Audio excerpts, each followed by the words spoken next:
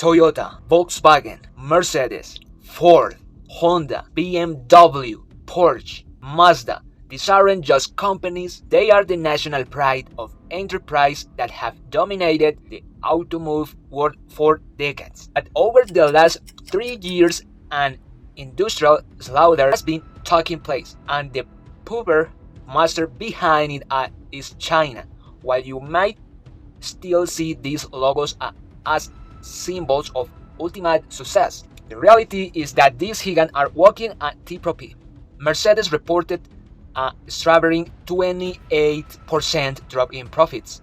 Stellantis, the conglomerate behind Jeep, Piaget, and Fiat, reported a massive 26 billion loss, the worst in its history. Volkswagen recently announced layoffs firing over 50,000 employees. Porsche and Renault are facing a similar green reality. Behind every single one of these corporate tragedies, the exact same name keeps echoing across every continent: BYD. BYD isn't just a car manufacturer. It is the industrial arm of a superpower executing a 10-year global master plan. Today, 1 out of every 3 cars sold worldwide is Chinese. This didn't happen by accident. It was a masterclass in strategic and geopolitical design. China didn't just launch a car brand, they industrialized a Trojan horse, while the rest of the world remained fixed on black gold oil.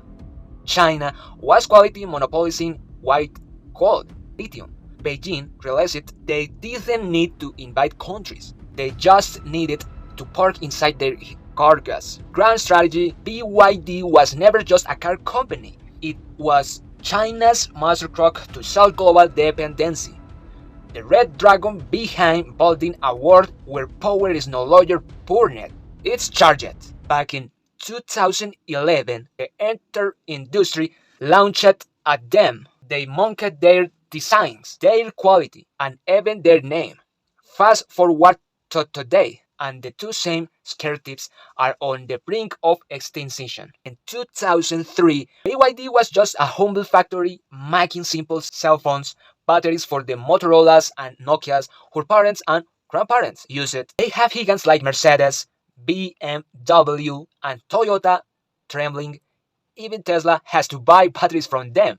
BYD now sells more electric vehicles than any other company on earth. China is planting its flag across every continent simultaneously, and shockingly, very few people are talking about it. In Thailand, BYD captured a jaw-dropping 40% market share in the EV sector in just 18 months.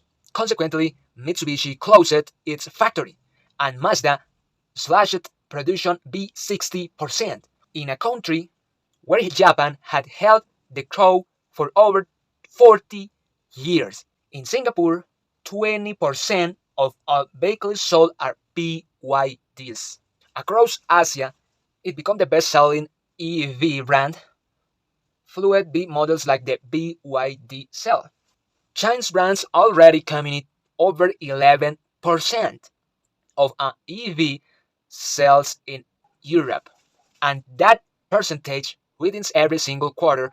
Renault just reported its first profit loss in 5 years, and Audi is losing consumers rapidly. The shift is so pronounced that Germany's top leadership, accompanied by 30 high-profile CEOs, had to travel to China hand in hand to Brazil's big XI Jeeping to stop suffocating German industry. In Brazil, BYD succeeded 72% of the EV market in single year, taking over a massive manufacturing plant presumably owned by Ford. They are replicating this aggressive expansion in Colombia, Peru, and Mexico. The only place they haven't confronted is the United States, purely because they are blocked under the guise of national security. Let's be real, the US knows that if they open the gates to BYD, dropped its auto industry while wash in a week, wherever BYD lands, the competition evaporates. It's an industrial colonization driven by brutal momentum.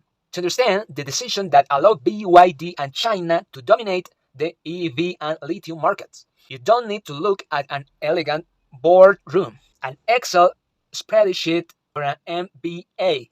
Says you have to go to a poor village in China, where an opened boy named Wang Chanfu was raised by his older siblings. One studied chemistry and became obsessed with batteries. In 1925, armed with a 40 loan from his cousin, he started BYD in a diplomated workshop. At the time, Japan's giants dominated phone batteries using incredible expensive robotic automation. One couldn't afford a single robot, so he competed what a Mercedes engineer would consider a cardinal sin. He replaced robots with human agents, broke down complex automated process into tasks so incredibly simply that annoying could the damn be hand, while a Japanese machine cost millions. One's army of works cost cents within 7 years. Almost every Motorola and Nokia in the world ran on his batteries. One became rich, but it wasn't enough. He decided to build cars. He bought a bankrupt car company, not for its authenticity, but because it held a coveted vehicle production license. His own investors doubted he was insane. BYD's stock plummeted 20% in a single year, but one was visionary. He knew that an electric vehicle isn't a car, it's a battery on wheels, and he already owned the batteries. In the West, banks only lend to you if you have 2 years of proven revenue in China.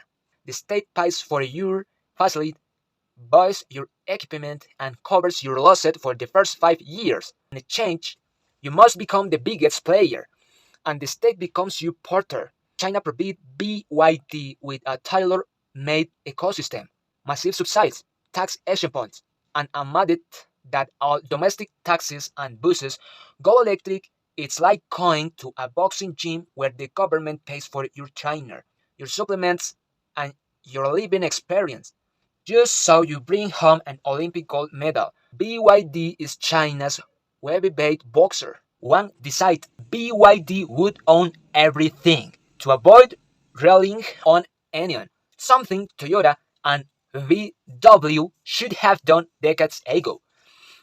In a traditional factory, you buy brackets from one supplier, trees from another, and microchips from a third.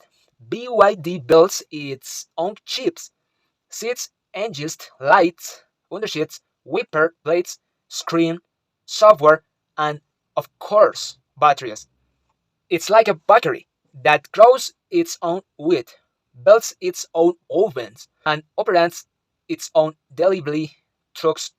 No one can force a price hike on them.